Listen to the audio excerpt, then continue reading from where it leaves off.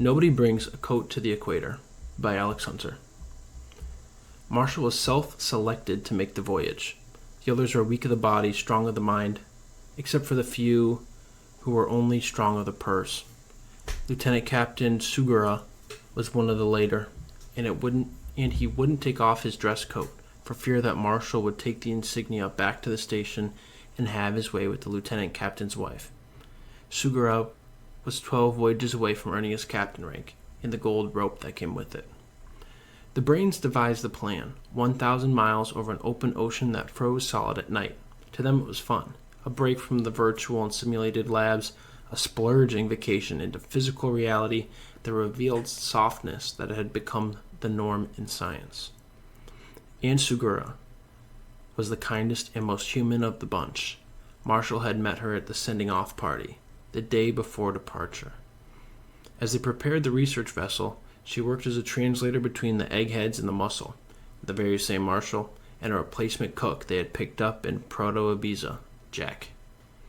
For all their brains, they hadn't thought to hire any others.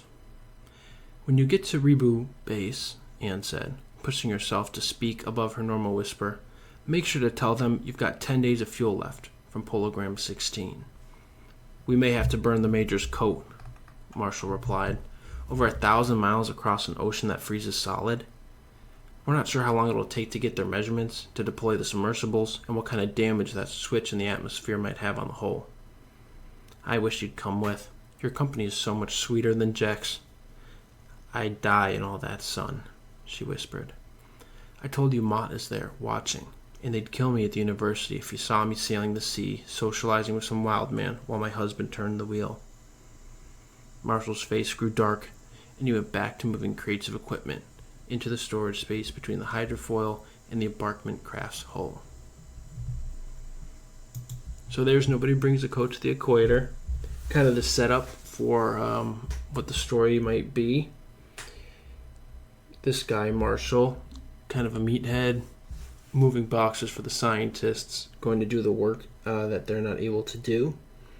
Another character, Jack, who's picked up last minute, unverified, kind of wild. And I think that sets up a great story, especially how he is falling for the lieutenant captain's wife. So there's a lot there that could blossom into a bigger story.